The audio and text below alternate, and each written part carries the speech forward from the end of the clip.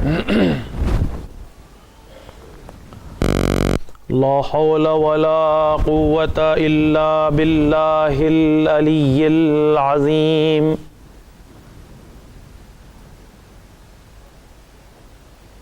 أعوذ بالله من الشيطان الرجيم.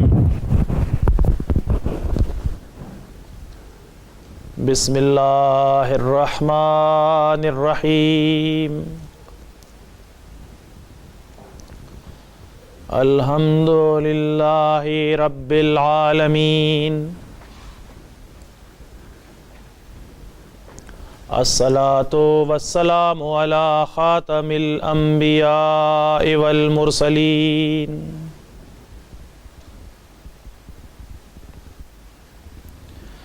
سيدنا ونبينا وشفيع ذنوبنا وطبيب نفوسنا وحبيب قلوبنا ومولانا أبي القاسم محمد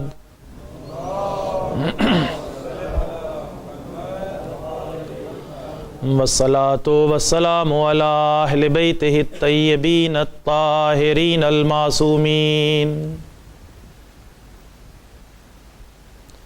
الذين أذهب الله عنهم الرجس وطهرهم تطهيرا.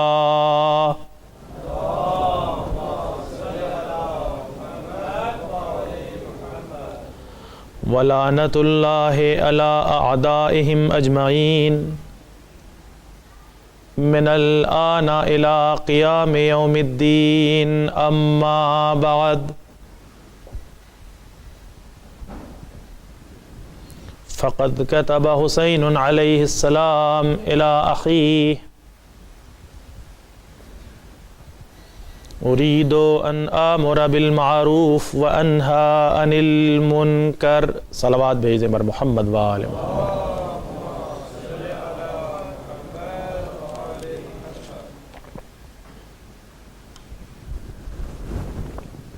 عزیزان گرامی،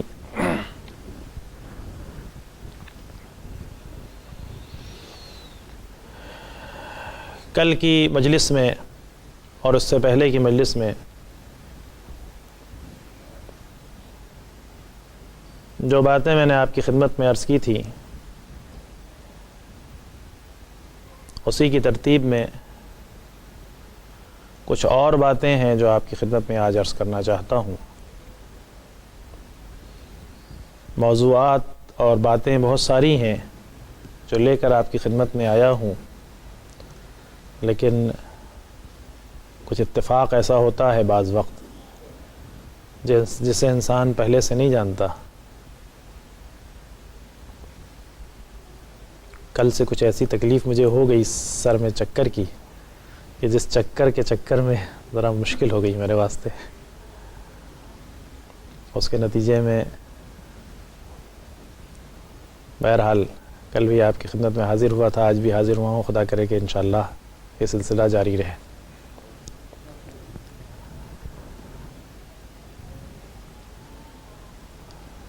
میں نے آپ کی خدمت میں عرض کیا تھا کہ کوئی بھی عظیم انسان، نہ فقط عظیم انسان بلکہ کوئی بھی انسان اپنے کسی بھی کام کو بغیر مقصد نہیں کرتا ہے اگر کوئی عقل و خرد رکھنے والا انسان ہو. چہرے صد ایسا شخص اور ایسا انسان، ایسی عظیم شخصیت جو دنیا کے لیے نمونہ عمل بن کر آئی ہو، امت کے لیے ہادی بن کر آیا ہو، دنیا میں بھی اور آخرت میں بھی اس کے رتبے اور اس کے مقام دوسروں سے سوا ہوں، جس کی امامت کے لیے رسالت گواہی دے قاما او قعدا، یہ قیام کریں یا بیٹھے رہیں ہر حالت میں امام ہے. جس کی عظمت، فضیلت رسول کی زبان سے ادا ہو رہی ہو. آپ تصور کیجئے رسول اسلام کی زندگی کے آخری ایام ہی رہے ہوں گے جب آپ نے یہ امام حسین علیہ السلام کی شان میں فقرے ارشاد فرمائے ہیں جو ہم اپنی مجلسوں کی زینت کے طور پر ذکر کیا کرتے ہیں. اس لیے کہ رسالت مآب کی وفات 11 ہجری میں ہوئی ہے اور امام حسین علیہ السلام کی ولادت کب ہوئی ہے؟ پھر کہیے گا میں چونکہ ٹیچر زیادہ ہوں، مولوی کم، مولانا کم، ذاکر کم، لہٰذا میرا انداز بھی زیادہ تر ٹیچر والا ہوتا ہے. کچھ بولتا ہوں میں، کچھ پلٹ کر چاہتا ہوں آپ سے. ایک مرتبہ صلوات بھیجنے پر محمد و آل محمد.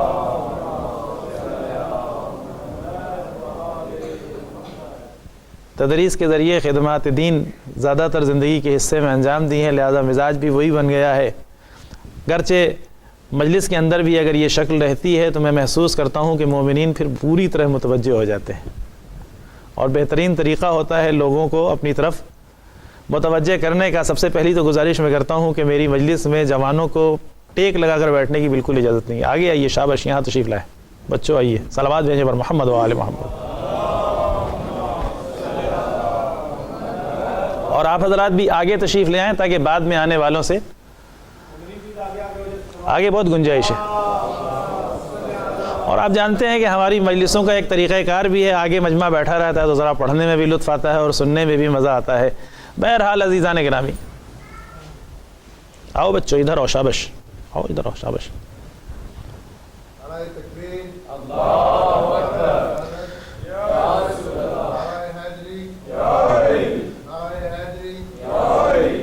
ہے کاش کہ ہمارے یہ بچے ہماری باتوں کو پوری طرح سے متوجہ ہوتے تو اب تک اپنا جواب اپنے موبائل کے ذریعے نکال چکے ہوتے.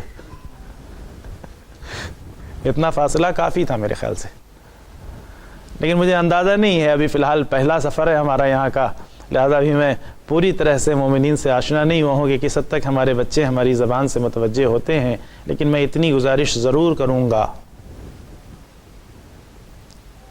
اپنے بھائیوں سے، اپنی بہنوں سے، اپنی بچیوں سے، میں اتنی گزارش ضرور کرتا ہوں کہ اپنے گھر میں اپنے کلچر کو برقرار رکھیں. والدین بچوں سے اپنی زبان میں گفتگو کریں، اور یہ آپ کی شرعی ذمہ داری ہے. چونکہ جب تک مراجع کرام نے اس مسئلے میں دخالت نہیں کی تھی، میں یہ نہیں کہتا کہ شرعی ذمہ داری ہے، لیکن یہ آپ جانتے ہیں اور آپ جانتی ہیں کہ فقہاء کرام، مراجع کرام صراحت کے ساتھ یہ کہتے ہیں کہ ہمارے بچے، ان کی تربیت میں سب سے اہم ترین کردار اس بات کا ہے کہ انہیں اپنی پرانی زبان سے آشنا رکھو، چاہے وہ فارسی ہو یا عربی ہو یا اردو ہو. اس لیے کہ اس کے اندر جتنا بڑا، اس کلچر کے اندر جتنا بڑا اسلامی ذخیرہ عملی طور پر پایا جاتا ہے وہ دوسری جگہوں پر بھی نہیں پایا جاتا ہے. لہٰذا ان بچوں کو گھر کے اندر اگر آپ گفتگو میں طریقہ اپنائیں، اور صرف اس لیے کہ یہ بچوں کو انگلش آپ کو سکھانا نہیں ہے، یہ بچے تو انگریزی مادری ان کی زبان ہے، جانتے ہیں اور اچھی طرح سے جانتے ہیں، اور ہم آپ سے بہتر جانتے ہیں، یہ بہت اچھی طرح سے متوجہ ہوتے ہیں. ان کو سکھانے کی کوئی ضرورت نہیں ہے، ان کو تو صرف بتانے کی یہ ضرورت ہے کہ تمہاری اصل پچھلی زبان کیا ہے، جس میں ہمارا کلچر پوشیدہ ہے، جس میں ہماری تہذیب پوشیدہ ہے، جس میں ہمارا تمدن پوشیدہ ہے. اگر ہم انہیں پوری طرح سے متوجہ کرنا چاہیں گے تو ہمارا معمول یہ ہونا چاہیے کہ گھر کے اندر ان بچوں سے جب گفتگو کریں تو اپنی زبان میں گفتگو کریں. یہ آہستہ آہستہ اس بات پر مجبور ہو جائیں گے اور اس بات کو سمجھنے بھی لگیں گے اور بولنے بھی لگیں گے. بہرحال یہ ہماری ذمہ داری ہے، اور اس ذمہ داری کو ادا کرتے ہوئے میں نے اس ممبر سے آپ حضرات کی خدمت میں بھی یہ پیغام پہنچا دیا. اگر آپ نے سن رکھا ہوگا تو تکرار ہو گئی ہوگی، نہیں سنا ہوگا تو سن لیا. صلوات بھیج دیں پر محمد و آل محمد.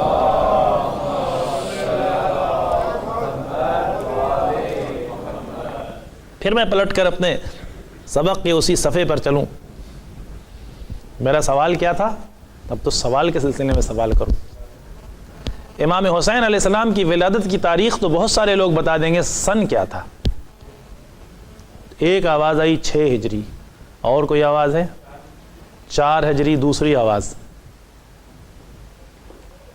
بہت خوب جی، چلیے لگتا ہے ووٹ 4 کو جا رہا ہے، بہت اچھی بات، ماشاءاللہ خوب بہت اچھی بات، لیکن ہمارا سوال اصل میں ہے تو بچوں سے، لیکن ابھی میں سمجھ رہا ہوں کہ یہ بچے ہماری بات کی طرف کس حد تک متوجہ ہیں میں نہیں جانتا، لیکن بہرحال انشاءاللہ امید ہے کہ یہ بھی متوجہ ہوں گے اور میری طرف متوجہ رہیں کہ امام حسین علیہ الصلوۃ والسلام کی ولادت 4 ہجری ہے، امام حسن کی ولادت کیا ہے؟ کہیے گا سوال ہم سمجھ رہے تھے ختم ہو گیا جی، 3 ہجری 3 ہجری امام حسن علیہ الصلوۃ والسلام کی ولادت ہے 15 رمضان المبارک، اور 4 ہجری امام حسین سید الشہداء امام علیہ الصلوۃ والسلام کی ولادت ہے، یعنی واقعہ کربلا میں امام حسین کی عمر کل 57 سال اس لیے بیان کی جاتی ہے، لیکن مہینوں پہ اگر لے جائیے گا تو 56 سال سے زیادہ نہیں۔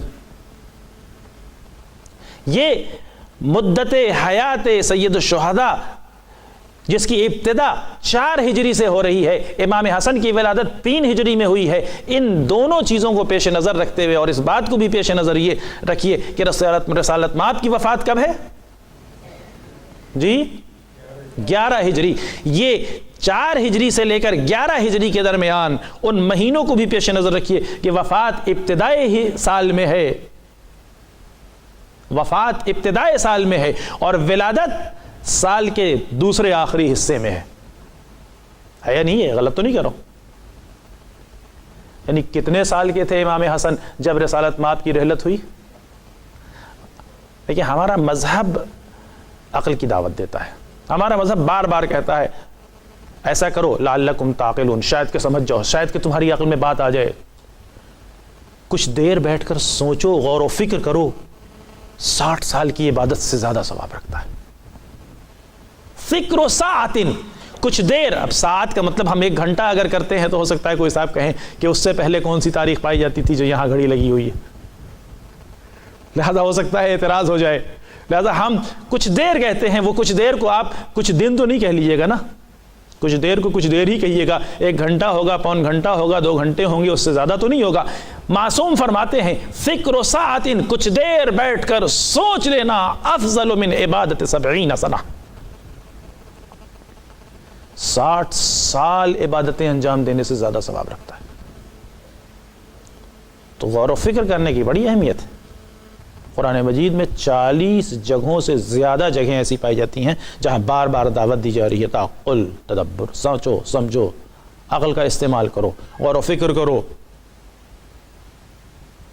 ہمارا مذہب عقل کی بنیاد پر پایا جاتا ہے، اور دوسرے جو یہ سب ہمارے سلسلے میں باتیں کہا کرتے ہیں، ان کا 40 پاروں کا چائے میں تھوک ملا دیا جاتا ہے، یہ سب اسباب کیا ہیں؟ دور رکھنے کے اسباب ہیں، ورنہ ایمانداری سے جانتے ہیں کہ ان سے قریب آئیں گے تو ان کے ہاں عقل کی باتیں ہیں، بے عقلی کی باتیں نہیں ہیں۔ وہ ایک الگ بات ہے کہ ہمارے مومنین کے درمیان بھی کچھ بے خردی کی بات کر جاتے ہیں، ان سے مذہب کے اوپر کوئی حرف نہیں آتا ہے، لیکن مذہب جو پیغام دیتا ہے وہ عقل کی بنیاد پہ پیغام دیتا ہے۔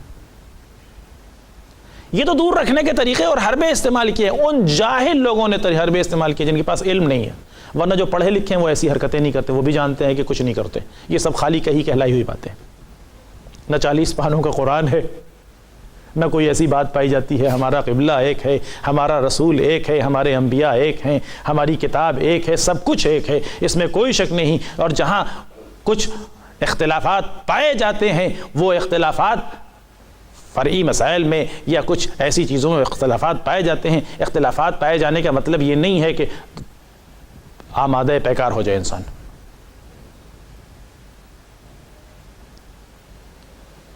حقیقت حال یہ ہے ہمارا مذہب عقل کی بنیاد پر ہے، لوگ جو سمجھ چکے ہیں وہ ہم سے دور رکھنا چاہتے ہیں، اور دور رکھنے کا سبب صرف یہی ہے کہ عقل کی بنیاد پر ہے۔ ہمارے یہاں کوئی ایک بات عقل سے ہٹ کر نہیں ہے۔ اور جب تذکرہ ہوا ہے تو یہیں پر میں آپ کی خدمت میں عرض کروں، بجائے اس کے کہ جو دوسرا موضوع لے کر کے آیا تھا اس کو چھوڑوں، ایک مرتبہ صلوات بھیجیں بر محمد و آل محمد۔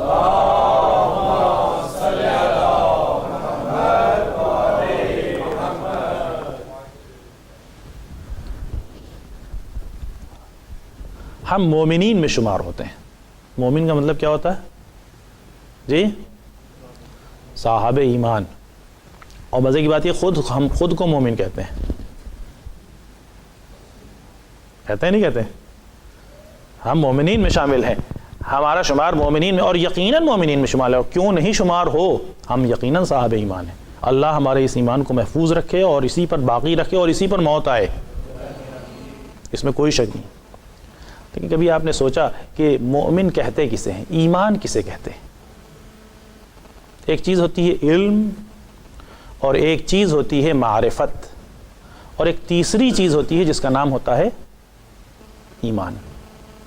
علم کہتے ہیں جانکاری کو کسی چیز کے سلسلے میں۔ میں پہلی مرتبہ جب یہاں آیا تھا اس سے پہلے مجھے نہیں معلوم تھا کہ یہ ہال یہاں پر کیسا ہے، کیا شکل ہوگی، کیسی نشست ہوگی، کس طرف سے آمد و رفت ہوگی، کیا سلسلہ ہوگا، کچھ نہیں معلوم۔ جب میں آیا تو میرے علم میں یہ جگہ آ گئی ہے، نہیں ایسا ہی ہوتا ہے نا۔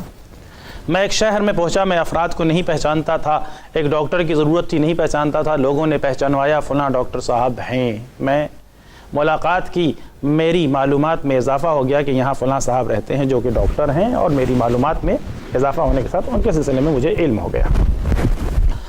علم کے بعد کبھی ایسا ہوتا ہے کہ انسان علم جب بڑھتا ہے تو علم بڑھنے کے بعد میں نے بڑھ کر ان کا علاج کیا، علاج کر کے میں نے محسوس کیا کہ ماشاءاللہ صحت میں بہتری ہے۔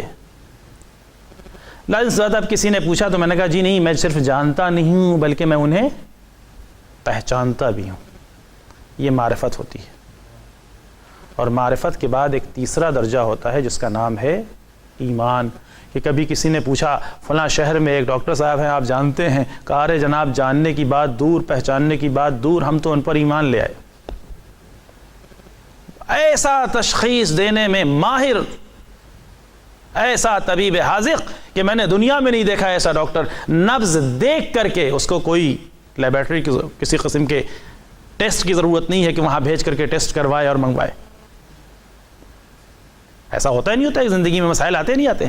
ہم کہتے ہیں بڑھ کر کے کہ ہمیں نہ صرف علم ہے، نہ صرف معرفت ہے، بلکہ ہم تو ان کو اچھی طرح سے پہچانتے ہیں، اور اس پہچاننے کے ساتھ ساتھ ہمیں ان پر ایمان ہو گیا ہے۔ ہم اس قدر ان کے اوپر اعتماد اور یقین رکھتے ہیں، جو کہہ دیں ہم مان لیں گے، آنکھ بند کر کے مان لیں گے۔ اور ایسے ایسے مطالبے کیے گئے ہیں، تاریخ میں بھی ملتے ہیں کہ لوگوں نے آنکھ بند کر کے ایمان کا مشاہدہ کیا ہے، کہہ دیا کہہ دوں کہ اگر پیچھے لشکر ہے تو مان لو گے۔ کہا کبھی میں نے آپ کو جھوٹا بولتے ہوئے نہیں دیکھا، کبھی میں نے آپ کو غلط بیانی کرتے ہوئے نہیں دیکھا، یقیناً آپ کی بات پر ہم ایمان لے آئیں گے۔ ایمان یہی ہوتا ہی نہیں ہوتا ایمان یہ۔ ایمان کی منزل پر جب انسان پہنچ جاتا ہے کسی کے سلسلے میں بھی، رسول اسلام حضور اکرم صلی اللہ علیہ وآلہ وسلم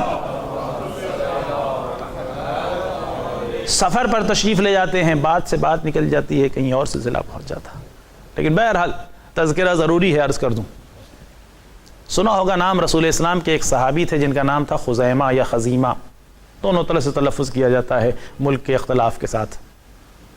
بہرحال یہ خزیمہ جو رسول اسلام کے صحابی ہیں، ان کا ایک لقب ہے، مشہور ترین لقب، ذو الشہادتین۔ ذو الشہادتین کا مطلب آپ سمجھتے ہیں؟ جی ہاں، دو شہادتیں، مطلب یقیناً دو شہادتیں۔ کسی کو لقب دے دیا دو شہادتیں، مطلب یعنی دو مرتبہ گلا کٹا؟ نہیں، دو شہادتیں مطلب کیا ہوا؟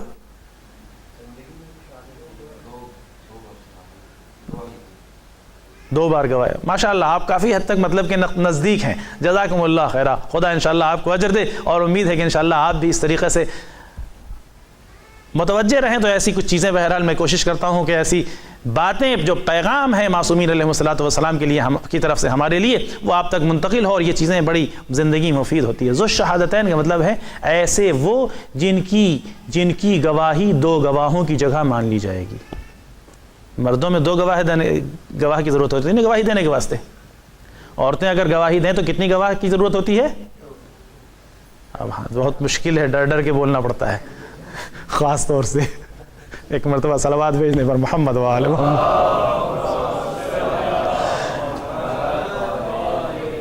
لیکن یہ وہ بنیادی اصول ہیں جو ہمارے یہاں معین ہے پہلے سے، یہ کوئی میں اپنی طرف سے چیز نہیں پیش کر رہا ہوں۔ عورتوں کی گواہی 4، مردوں کی گواہی 2، یعنی 1 کے برابر 2۔ کوئی ایسا بھی پایا جاتا ہے کہ اگر ایک مرد گواہی دے دے تو 2 گواہ کی جگہ کفایت کرے گی، اس لیے ان کو کہا گیا ذو الشہادتین۔ جانتے ہیں ان کا واقعہ کیا ہے؟ یہ خزیمہ رسول کے صحابی ہیں. رسول اسلام شام کا سفر کرتے ہیں اور شام میں جا کر کے کسی ایک گھوڑے کو پسند کرتے ہیں اور اس گھوڑے کو پسند کر کے خرید لیتے ہیں. گھوڑا پسند کر کے جب خرید لیا 4 دینار گھوڑے کی قیمت تھی.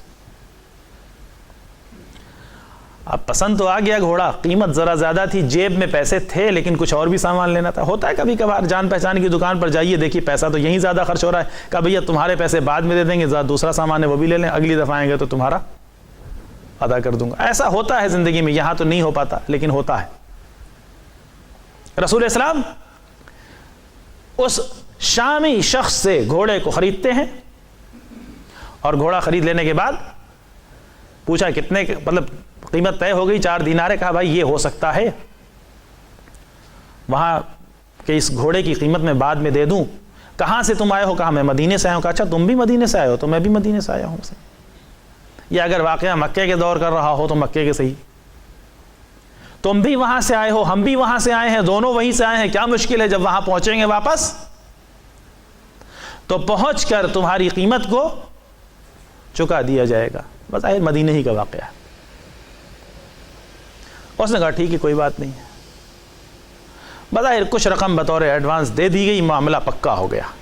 معاملہ پکا ہو جانے کے بعد کچھ دنوں کے بعد جب اپنے وطن واپس آ گئے, وطن پہنچنے کے بعد قیمت کو لے کر کے اس شخص کے پاس, اس شامی شخص, اس شخص کے پاس جو گھوڑا رکھنے والا شخص تھا اس کے پاس پہنچتے ہیں اور پہنچ کر کہتے ہیں کہ میرا گھوڑا دے دو, یہ قیمت لے لو. اس نے کہا کون سا گھوڑا؟ کہا تم سے مگر شام میں معاملہ نہیں ہوا تھا, گھوڑا خریدا تھا, قیمت کی بات ہو گئی تھی, تم تیار ہو گئے تھے. کہا اگر کوئی ایسی بات ہوئی تھی تو گواہ لے کر آئیے. اب ایمانداری سے بتائیے, پہلے ہم تاریخ کا واقعہ بیان کریں یا پہلے ہم آپ سے پوچھیں؟ پہلے میں آپ سے پوچھتا ہوں, اگر ہمارے پاس رسول اسلام آ جاتے اور ہم سے کہتے کہ چل کر گواہی دے دو, چل کر گواہی دے دو کہ ہاں میں نے گھوڑا خریدا تھا, تو کیا کہیے گا؟ کیا فرماتے ہیں مومنین کرام, صحابان ایمان؟ فرمائیے کیا فرماتے ہیں؟ اگر ہمارے درمیان تشریف لے آئیں اور کہیں کہ چلیے چل کر گواہی دے دیجئے تو ہم کیا کہیں گے؟ ہمارا تو جواب یہی ہوگا نا, یا رسول اللہ ہم تو تھے نہیں موجود, گواہی کیا ہے کی دیں گے, یہی کہیں گے نا. کوئی اور جواب تو نہیں ہے ہمارے پاس, گواہی دے دیں گے. اے خدا جب موجود نہیں تو کیسی گواہی دے دیں گے؟ بہت جزاک اللہ, نکتہ محفوظ. رسول اسلام نے کہا اپنے اصحاب کے درمیان جا کر, کہا چلو چل کر گواہی دے دو. ایک ایک سے کہا, کہتے ہیں کہ کس چیز کی گواہی دے دیں؟ کہا شام میں یہ معاملہ کیا تھا. کہا ہم تو تھے نہیں, ہم کیسی گواہی دیتے؟ مگر غلط کہا انہوں نے. دوسرے سے کہا ہم تو موجود نہیں تھے, کس چیز کی گواہی دے دیں؟ تیسرے سے کہا ہم تو موجود نہیں تھے, خزیمہ بیٹھے ہوئے تھے, اٹھ کر کھڑے ہو گئے, یا رسول اللہ ہم گواہی دینے کے لیے تیار ہیں. کہا خزیمہ چلو گواہی دے دینا, لیکن یہ تو بتاؤ گواہی دو گے کیسے؟ تم بھی تو موجود نہیں تھے, کس چیز کی گواہی دو گے؟ کہا یا رسول اللہ جو فرمائیے گا اس کی گواہی دوں گا. کہا کیسے گواہی دو گے, تم موجود نہیں تھے؟ کہا اس طرح گواہی دوں گا. آپ نے کہا کہو اللہ ایک ہے, گواہی دو. ہم نے کہاں دیکھا, آپ کے کہنے پر ہم نے کہہ دیا اشہد ان لا الہ الا اللہ. آپ نے کہا میں اللہ کا بھیجا ہوا رسول ہوں. ہم نے نہیں دیکھا کہ اللہ نے رسول بنا کر آپ کو بھیجا ہو. آپ کی بات پر اعتماد کرتے ہوئے ہم نے کہا اشہد ان محمد رسول اللہ. اس گھوڑے کی کیا اوقات ہے, اس گواہی کی کیا حیثیت ہے؟ اس کو کہتے ہیں ایمان. اب ہم ذرا اپنا حساب جوڑیں. افراد پہچان کر بات کی جاتی ہے, ہر جگہ ایک فارمولہ نہیں ہوتا ہے کہ ہم نے دیکھا نہیں ہے لہٰذا ہم کیسے گواہی دیں گے. آ کر کہنے والوں کو دیکھو وہ کہہ کون رہا ہے.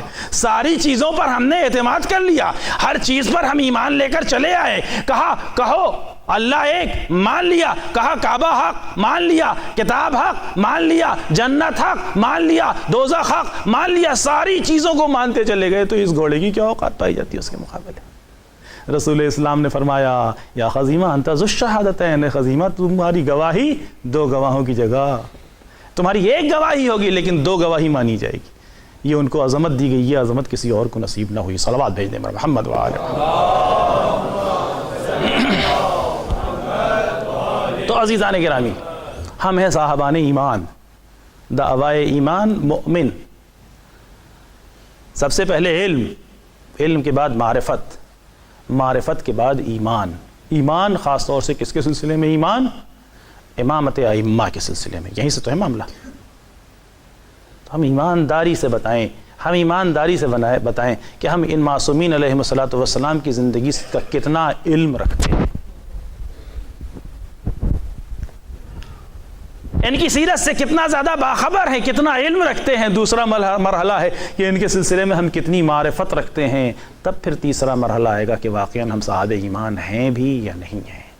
اگر ہمیں واقعاً اپنے ایمان کو محفوظ رکھنا ہے، اگر ہمیں واقعاً صاحب ایمان بننا ہے، اگر واقعاً ہمیں ایمان کی موت مرنا ہے، اگر واقعاً ہمیں ایمان پر باقی رہنا ہے، تو ہمارے لیے ضروری ہے کہ ان معصومین علیہ الصلوۃ والسلام کی زندگی کو دیکھیں، ان کی سیرت سے باخبر ہوں۔ بچوں کو ادھر ادھر کے قصے کہانیاں گھر میں مائیں نہ سنائیں، ان کی زندگی کے حالات سنائیں، ان کی زندگی کے واقعات سنائیں۔ ہر طرح کے واقعات مل جائیں گے، بچوں کی دلچسپی کی بھی واقعات مل جائیں گے، اور اس طریقے سے ماحول بنائیں کہ ہمارے ماحول میں معصومین علیہ الصلوۃ والسلام کی بابت نہ فقط علم، نہ فقط معرفت، بلکہ ہم واقعاً ایمان کی منزل تک پہنچ سکیں۔ صلوات بھیجتے ہیں محمد۔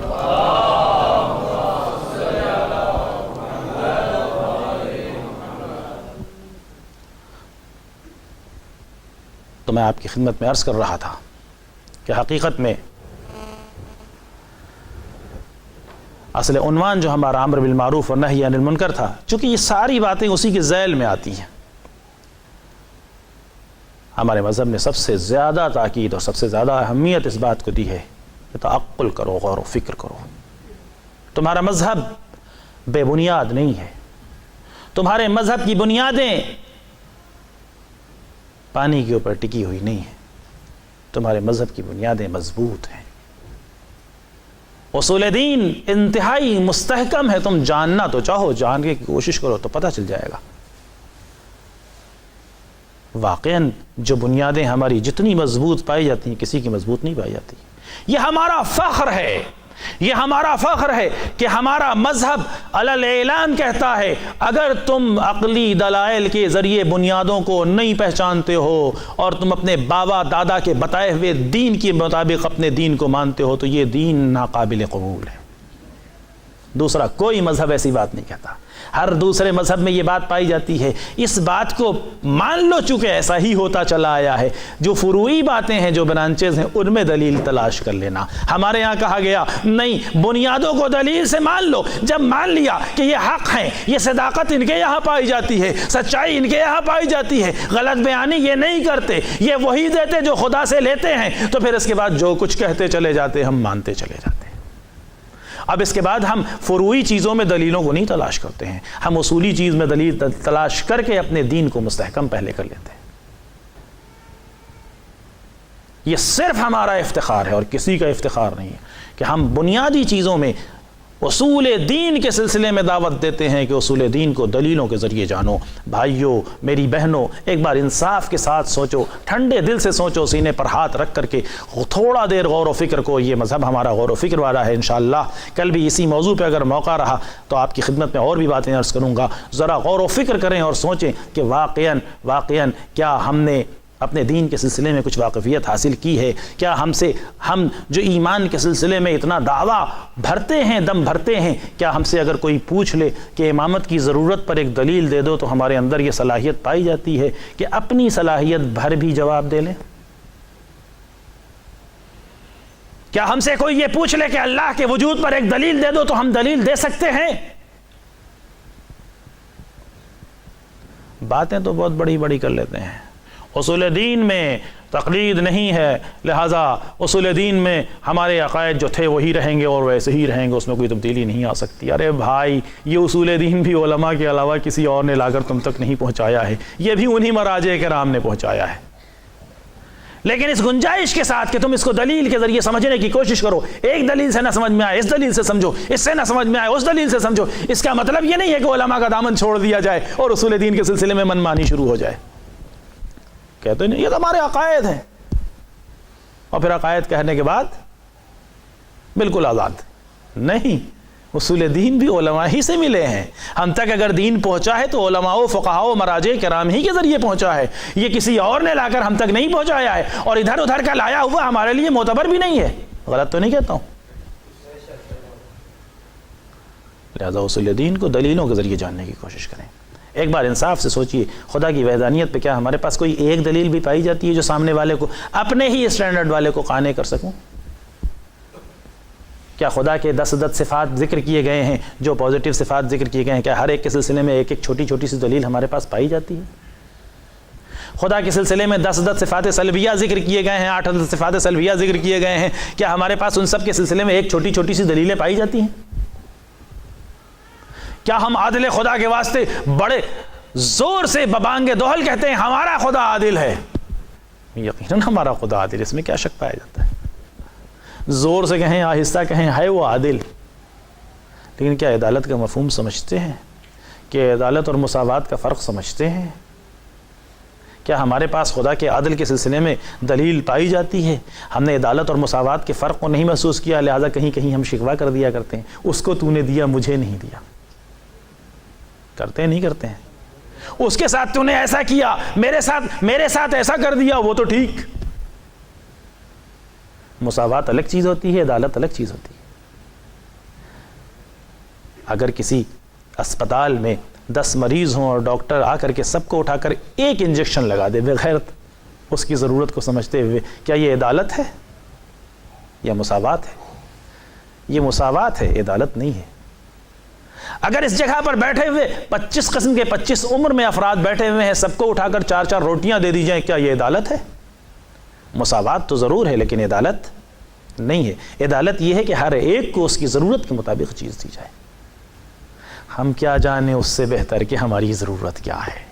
اس نے جو ہمیں دیا ہے اتنے ہی میں ہم سے جواب مانگا ہے. اس سے زیادہ کا جواب مانگا ہوتا تب ظلم ہوتا. اس نے 1 آنکھ دی تو 2 آنکھ کا جواب نہیں مانگا. اس نے 1 ہاتھ دیا تو 2 ہاتھوں کا جواب نہیں مانگا. اس نے پیر نہیں دیے تو پیر کا جواب نہیں مانگا. اس نے اگر عقل نہیں دی تو زندگی کے کسی عمل کا جواب نہیں مانگا.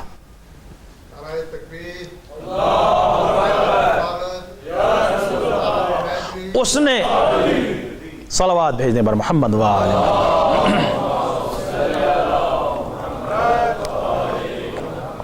ظلم اس وقت ہوتا کہ اس نے ہمیں آنکھ نہ دی ہوتی اور پوچھتا کہ قرآن کیوں نہیں پڑھا تھا. ہاتھ نہ دیے ہوتے کہتا سجدے میں ہاتھ کیوں نہیں رکھے. نہیں، اس نے جتنا دیا اتنا جواب مانگا، اتنے ہی کا مواخذہ رکھا جتنا ہمارے حوالے کیا تھا. اس کے علاوہ کسی چیز کا مواخذہ نہیں رکھا ہم سے. اور یہ بہترین عدل کی نشانی ہے. لہٰذا کیا ہم عدل خدا کو سمجھتے ہیں؟ کیا ہمارے پاس ایک چھوٹی سی بھی دلیل پائی جاتی ہے جو عدالت خدا کے واسطے دے سکتے ہوں؟ کیا ہم نبوت کے اوپر ایک چھوٹی سی دلیل پیش کر سکتے ہیں؟ کیا ہم قیامت کے سلسلے میں کوئی چھوٹی سی دلیل پیش کر سکتے ہیں؟ کیا ہم امامت کو ثابت کر سکتے ہیں؟ یقیناً ہم دم بھرتے ہیں امامت کے واسطے، اس سے نہیں انکار. لیکن کیا ایک چھوٹی سی بھی دلیل اپنے پاس ہے جس کے ذریعے سامنے والے کو قانع کر سکیں؟ اگر نہیں ہے تو پھر آج سے سوچئے، اور کوئی مشکل نہیں ہے. اگر شرم آتی ہے تو بیٹھ جائیے، ویب سائٹ، کمپیوٹر اور انٹرنیٹ اور یہ اور وہ جتنے بھی تام جھام پائے جاتے ہیں، آپ مجھ سے زیادہ بہتر جانتے ہیں. میں تو بالکل ہی اس میدان کا اناڑی انسان ہوں، ناواقف.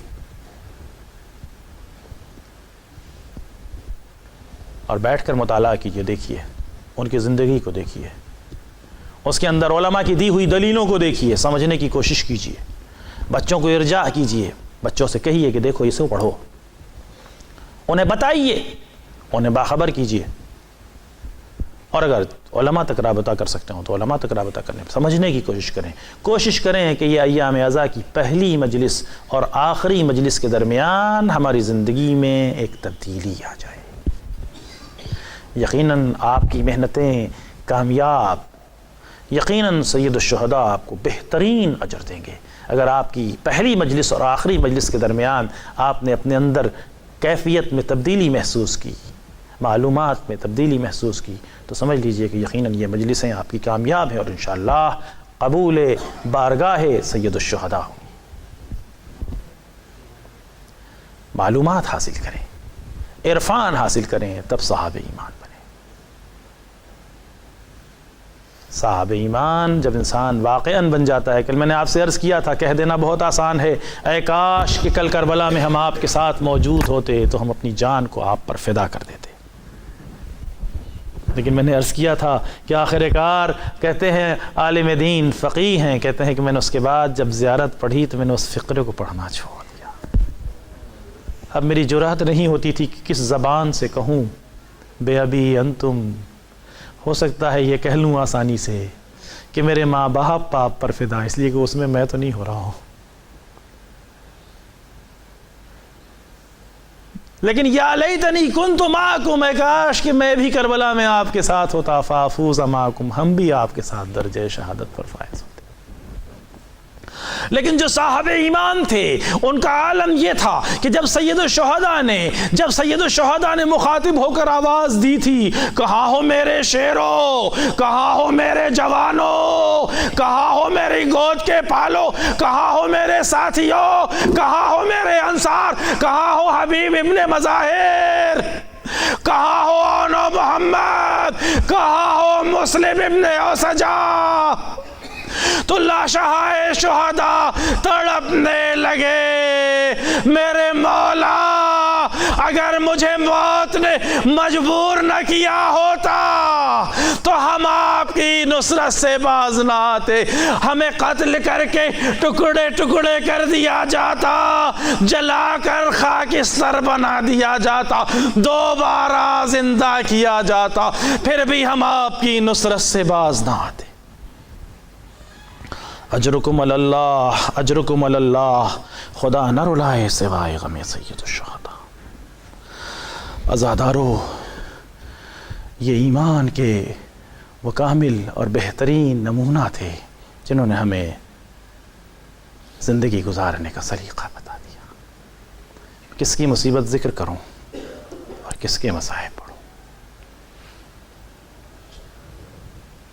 آج